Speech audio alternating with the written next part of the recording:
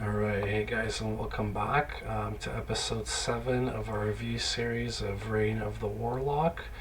So as you guys can see, my Warmonger Warlock here is level 71, so quite a departure from the last time we saw this guy playing, so we're just going to make a game in hell here. And I just want you guys to take note of how much stronger, significantly, his damage output in particular has gotten. So right now I'm using Echoing Strike. I've decided to go with that build. So if you go with that build, you want to basically max out your Echoing Strike. You want to max out your Mirrored Blades for the synergy there, as well as a Warp Blade, again for the synergy, as well as for the utility of being able to teleport around. If your item has indestructible on it, like mine does, you can use Mirrored Blades and you don't lose any durability. Then the last thing you want to pump is Levitation Mastery. And then, in my opinion, again, I'm still experimenting with builds, but the last thing after you pump Mastery, or at least you get it to about level 15 or so, where you start to get fall off on the critical chance, you can pump your excess. You can go to your demon skill tree, and ideally you want to have, where is it, you want to try to have 1 point into consume here, and you want to have at least 1 point into bind demon. I'm just trying to figure out bind demons. So you do have to invest quite a few.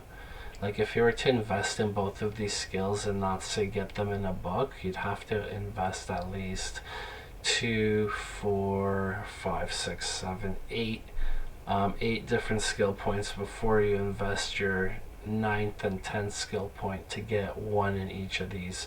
Now if you're running a build where you have like a lot of plus skills, that might still be worth the investment manually.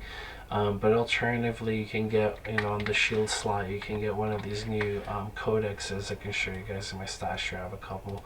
So like one of these compodiums, right, for the Warlock, and just like the Necromancer heads, you can see they've got plus skills, 1 to Apocalypse, 1 to Enhanced Entropy, 2 to Consume, etc. So you could easily roll one of these for the Bind Demon and the Consume roll. And if it was a white item, you can also turn it into a runeword like I did with the Splendor one here. So if you guys don't know Splendor, it's pretty cheap. It's just Ethlum. Those runes are what's used, and you get +1 to all skills. You get an additional 10 faster cast rate, some block rate, and as well as some other fringe benefits. A little bit of magic find, some mana regen, a little bit plus to energy, some gold find. So like not bad overall, right? It gives some nice stats, plus light radius. I'm not sure if Splendor gives enhanced defense or not. I think it just might. Yeah, I think that's actually from the runeword. So you get almost 100 enhanced defense, and then you get the skills. So it had +3 to Fire Ring and 1 to Demonic Mastery. So in total now it'd be like +4 to Ring of Fire and +2 to Demonic Mastery. And if you were to roll like 3 skills on there and they were all +3, then you'd potentially have a +4 shield for all those skills, in addition to cast rate and everything else we mentioned. So not a bad deal there for a low investment of just the Eth and the Lump. So like I said, guys, I've been playing around here with different builds. As you can see, it's already hitting for an obscene amount of damage.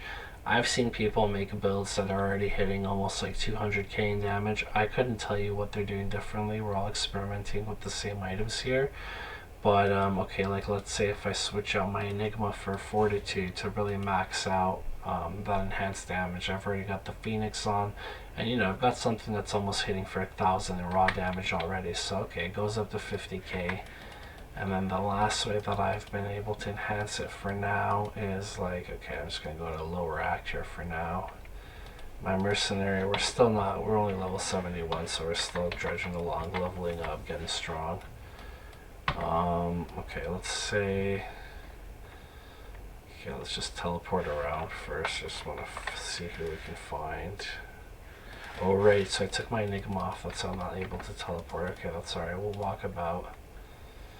Maybe we'll use... Okay, so I'm just gonna let my mercenary fight them so he can get his aura activated. Once he's got might going, you'll see my damage will go up even more. So right now it's 25 to 53k. again, we are running that death ethereal decapitator, so tons of raw damage already on that. People are saying, they might nerf it, or they might only let you run it with a book and not the Phoenix Shield, stuff like that. I hope that's not true. I don't see the point of introducing something fun only to then snatch it away. If anything, that really kind of like kills it and makes you remember how it used to be. Kind of like with the '08 items, if you guys remember, like '08 Gaze, '08 Shaco, these items were superior. Ariet's face.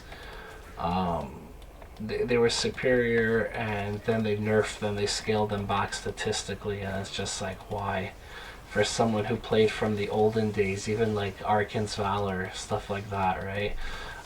When you remember how good the old stats used to get up to, it's kind of like you feel ripped off with the new version. You feel like it's like almost like a mini version, and you're forced to enjoy that now. You know what I mean? So it's a little bit of a petty concern, but still, like, I think once you introduce something really fun, and the community gets accustomed to it, they really start to love it. That, in my opinion, that's like the worst time to nerf it, because people are just finally getting a hold of that, or getting used to that build, getting a hold of how to play that style.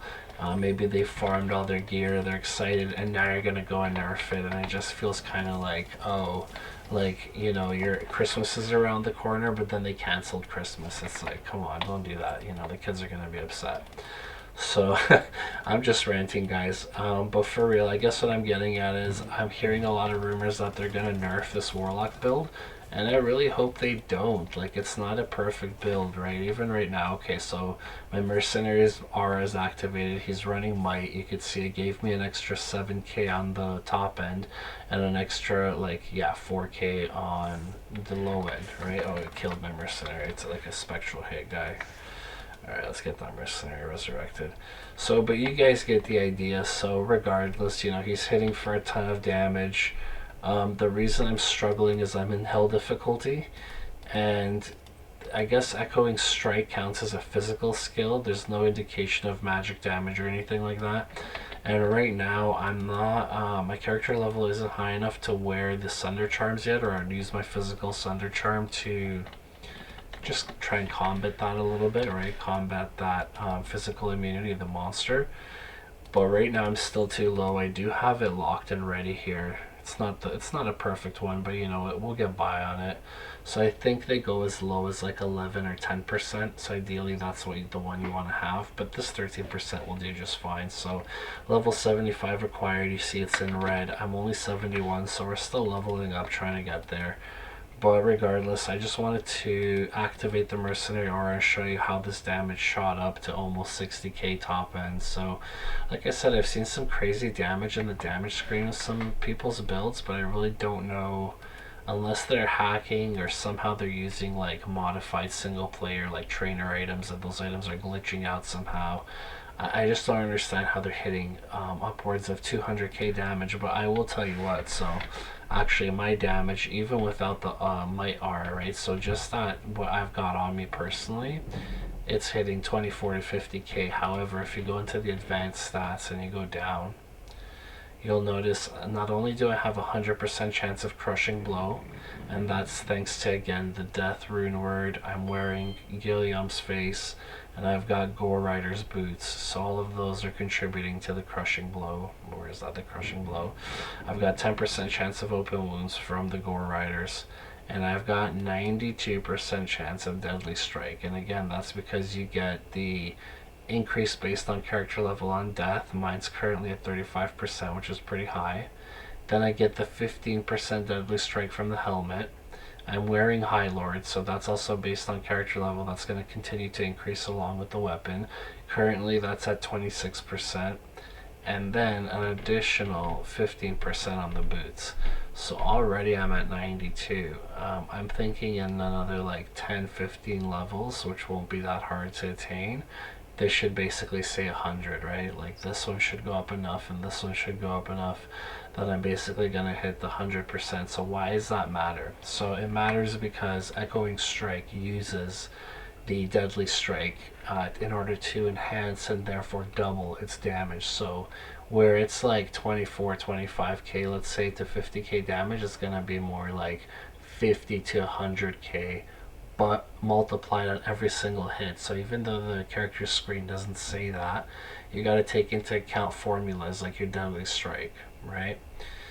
Same thing with the mirrored blaze damage, right? That's going to also benefit from the deadly strike. So even though this right now says 5 to 14k, it's actually hitting for like 10 to 28k, so like almost 30k top end every time, right?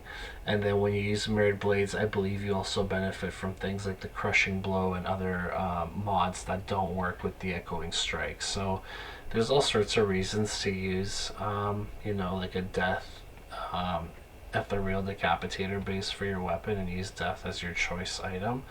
It really synergizes well with a lot of the Warlock skills. Now again, I have been experimenting, trying different things. One of them, I hope I'm pronouncing it correctly, but it's like Ariok's Needle, I think. It's a top-end elite spear. And basically, I have an ethereal one. It also has like 50% chance for deadly strike, I believe. Ignore target defense, a couple really nice mods. It's got decent damage because it is an ethereal base, and it's got +3 to skills. Now that actually goes up to +4 skills, I believe, maybe even as high as 5, but I do think it caps out at 4 skills. And so if you were making a build that was like a hybrid, maybe you were also investing heavily in like your demon skill tree, for example, you could explore options like Ariok's Needle in that slot. Now I could show you guys, I do have one somewhere, I just don't want to make this video longer than it needs to be. Let me see if I have it on here.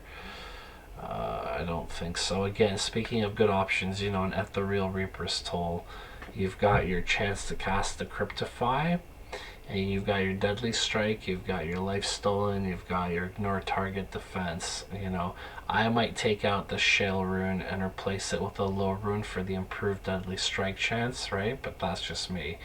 So the way that Echoing Strike works, it's based on faster cast rate, right? It's not actually based on increased attack speed, it's based on faster cast rate. So I'm hitting that 75% window.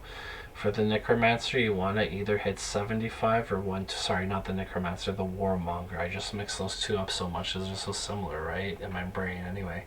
But yeah, it's a 75% window. You want to hit that, or you want to hit the top end of 125 if you're able. So, like, one way you could hit the top end of the faster cast rate is even for your weapon slot. You can run something like a, let me see if I have one here, like an Insight, and maybe my Mercenary does, right? So you see 35% faster cast rate, right? So you would only need like another 40%, I think, to hit the 75 window, right? So 40% would be easy. You got your 20 on your gloves, maybe you're wearing another 20 on your belt like an Arachnids, or maybe you've got like a 10% belt like me, and like maybe one of these magic rings like a Bahamut's Ring of the Apprentice. So these are just like magic rings, and you can gamble these, find them in cows. They're pretty common. You just gotta ID all the rings and so you'll get some gems like this one, right? So I do think I got this one gambling, but you can find them. I have found them in game. And then I'm running another ring here that also gives attack rating and life steal, because again, Echoing Strike does life and mana steal. So the mana steal you get right on the weapon here, you're 7%. But anyway, back to the Insight. So if you were to run this as your main weapon, right, like instead of these, you still do a ton of damage, right? This is just with the Insight, guys. Like, anyone can make an Insight. You still do a ton of damage. Now you also get the benefit of Critical Strike. This one has a low roll of +2, but you can get up to like +5 or 6, I think. I think it caps out at +5 though. Critical Strike, and so it gives you a tidy amount of double damage. I think at the top end at like level 5 it's something like, I don't know, 30-40 something percent increased chances to double your damage. So it's very decent, right, just by itself. Then you get some benefits to attributes, a little bit of magic find, not to mention you get a meditation aura, which is really nice that now your mercenary doesn't have to use that, right? You can use something like an infinity or whatever you decide to run on your mercenary. You can run a faith bow or things like that, other things that will help your melee skills, right? So I actually do like to run it on my merc and run death as my main. This is just the setup I'm finding the most efficient and fun. And again, you know, none of these, like decking out my mercenary, everyone has access to these items. I've lost count how many like Tal's masks drop in like even a Nightmare Cows game. Treachery, you know, the highest rune is Lemurn. You can cube up to that, you could save up to if you had to, but they're pretty easy to find, you know, just run Countess. Same thing with the insight, like the base is a little trickier to get an elite at the real basic I've got, but if you run Hell Cows a lot, eventually you will get some even superior 4-socketed bases to make the insight rune word. So, you know, I like that you can make your, I was going to call him a warmonger because that's what I've called mine. You can make your warlock quite strong with some very base items like I've shown you guys, like with the insight. So, you know, lots of different ways to explore. I put the fortitude on him, but honestly I prefer to run him with the enigma, especially if I'm doing like solo runs. So I just put enigma back there instead of fortitude, right? Again, fortitude at that 25% chance to cast just helps you cap out on your top end there when you're doing chance to cast. So I want to make sure I'm still hitting 75. See, now we have 50 faster cast, so that's actually no good. So, and we're not high enough. Once we're high enough, we might just run the enigma with the Griffin's Eye to get that 25% faster cast. But for now, I think we're actually, are we just going to give up the faster cast? I mean, I guess we don't have a choice. What I could do is swap out High Lords with a 20% faster cast amulet that I've got kicking around somewhere. There it is.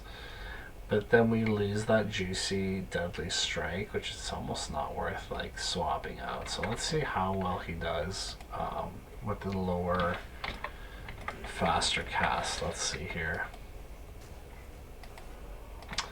Yeah, I miss being able to teleport around. I will show you guys one trick. You know, this guy will be a good opportunity to show you. So, okay, I've already got my battle orders up. You guys know battle orders, call to arms. You know, I got a top end one, a 6 to battle orders. You got my spirit. You know, any other plus to skills gear, it all adds up to the battle orders. But I want to show you guys like a little trick. If you were to get yourself, and it doesn't even have to be the real version, I just prefer the extra damage, right? But get yourself a lacerator, okay? Get yourself a lacerator and use the mirrored blade skill with it, alright? I'm just gonna show you guys real quick what I'm on about. So you see now he's amp damaged, right? And he's no longer immune to, see how easy that was? So what you guys witnessed is I had my lacerator, so a little weapon swap there, right? You can see the axe changed graphics. I used mirror blades with it. Eventually that proc the amp damage. Then I pressed W to swap back to my big old axe here, my death axe, right? And then I used Echoing Strike on him, and he was a cinch. And so like eventually what I actually want to do is I want to get my build to where it's tricky because he's low on health, this character. Like I've already got a bunch of life charms in here to try to beef him up, but he's kind of low on health, this character, right? Like these are all plus life plus mana charms. He's kind of low on life, and so I want to get it to where I can get him to almost like 2k, even 1800 is pretty safe, without needing to have that call to arms on the swap, so that I can keep lacerator on swap. And if I can keep lacerator on swap, you know, it's gonna give me that amp damage and that I want. Like you see, they're all going down so easily because of that amp damage, right? Just donezo. And like not bad damage, even just running the lacerator like that. So the benefit is, like, say you want to run this setup with the Phoenix and the Death, you can always keep a Spirit Shield on swap, and now you're still gonna hit that 75 window, or are we? 85, right? So you're 10% over the faster cast. So this is already hitting your penultimate, so your second last window, let's call it, for your faster cast rate breakpoint at 75. So like that's decent, right? We're happy enough with that. So anyway, we're just gonna switch back to Death here. It's just such an OP skill that it's a shame not to use it every time we're able to. So, you know, it's not an exploit, it's just how they made the character. He is very strong when you equip him right. But that's the other thing too. I'm seeing content creators going on about, oh, he's cracked, he's busted, he does too much DPS. Well, yeah, but you guys are doing what I'm doing, which is like you're putting all the best gear on him. You've got the Death, you've got like the Phoenix. You got to remember, like, as content creators, you know, we might play obsessively or have a community that maybe gives us items or whatever the case is, right? People wanting to help you make your next video that way, like by lending you an item to showcase. But for the average gamer, like obtaining all these different pieces, it could be potentially years of work, if especially if it's a casual gamer. If it's somebody that doesn't have time every day maybe to put into something like playing a video game, then that kit that to hit those really like top end DPS builds, that kit would still take them possibly a year or two to achieve, right? Even with casual gameplay, maybe longer, right? So I don't know that any of these builds are really cracked the way people are saying. I think it's just like, if you're gonna kit out your character like from the jump with all the best gear, like, yeah, I don't know what you expect. Of course it's gonna perform well. That's the idea, right? So I don't see that as a net negative. I really hope they don't spoil this character by nerfing him or nerfing him too much. Like, I don't think he needs the nerf. Again, if you guys have been following along in my series, like, I definitely have a philosophy of, you know, it's okay to have power creep. It's okay to have fun with new builds. Like, it's okay to not nerf characters too much and worry about items like, you know, Mosaic or Grief, and focus on, oh, well, they're so overpowered. People still don't use those items exclusively, so I think that's case enough made.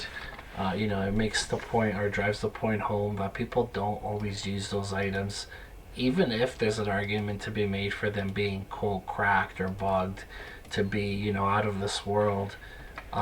People will still use a wide variety of items and builds and customize them, right? So like, there's no inherent danger in having these kind of like beefier items in game. If anything, it just adds to the fun, and it just makes it for people who do want to explore certain niche builds. Like, say you want to make like a melee sork or something, you know, you could equip a Grief and it would do considerably well. So it's fun to have those like maybe more overpowered items for those case use scenarios anyway, you know.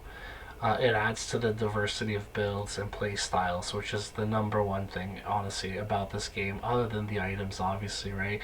I'm just showing you guys some random items that I've, you know, magic found from the game recently. So I really like this spear. I believe this was an imbue, so I think I actually made this spear with like just an ethereal Hyperion spear that I gave to Charcy to imbue. And like, look at those stats, not bad, right? I've only got an Omrin in there. If I pull that out, I put like a 40-15, it could go, you know, 45% increase attack speed, and it would go up to 383 potentially enhanced damage. So it would probably hit like almost 1,000 damage on two hands, right? So like, pretty cool. Especially when you consider it's only level 48 required, and that really makes it so I can put it on a mercenary at a lower level, just have that mercenary absolutely dominate, right? So that's, I've got the Omrune for the life leech for the mercenary there. Same thing with this armor, right? It's only level 7 47 required, and it's a stone armor, runeword, and a bone weave base, and you can see I'm topping out at over 2,600 damage defense points. Not bad, you know. And this is after they took out the bonus defense for ethereals. There used to be a bug where if you socketed ethereal armors or shields or helmets and what have you in the cube with the recipe, they used to get a bonus to defense, so the defense would be even higher. So like, this stone would probably top out at like 3,000 and change defense points. But even since they've patched that, it's still, you know, it's almost 3,000 defense points on a 47 item. So not bad. You get some resist bonus, you get a couple stats. 60% faster hit recovery is absolutely massive, especially on a mercenary, right? So some really cool items, or statistics rather, I should say, to look out for there in certain rune words. They pair really well together, and you can make a nice kit for your mercenary to wear. Here's a Hung Sudan that I found and upgraded. I put a couple jewels in it, just some enhanced damage jewels all the way down. So it's not going to be the fastest, but it is topping out at almost 1,000 damage, raw damage, right? Always nice. And it's got that 45% crushing blow, so if I was to say put this on like my druid character and he was running like a fury build, right, this would be really one of the nicer items you can put on there. I've got the other one too that people like to run. What is it? It's like the blue staff. Oh, I guess I must have muled it off, but it's like a two-handed staff that people upgrade, and not the real version of it. I forget right now what the name is. Rib Cracker. Yeah, I've got an ethereal Rib Cracker somewhere. Again, it's got like 50% crushing blow, really nice damage, tight damage range. You know, things like Oath works nice on a Fury Druid. And yeah, we're getting sidetracked here, so I do have a good friend of mine who plays a lot of D2 and has played over the years with me, and I got his honest feedback on my series. I said, listen, I'm trying to really do a great job and make a series that I would want to watch as a fan. Like, what's your number one critique? And he said, oh, you're too long-winded, you know, keep your videos to 15 minutes, right? And I think he's right. Attention span isn't what it used to be. So having said that, guys, I'm signing off for video number 7, I believe, here. And we'll see you in episode number 8. Till then, you know, see you guys later. Cheers.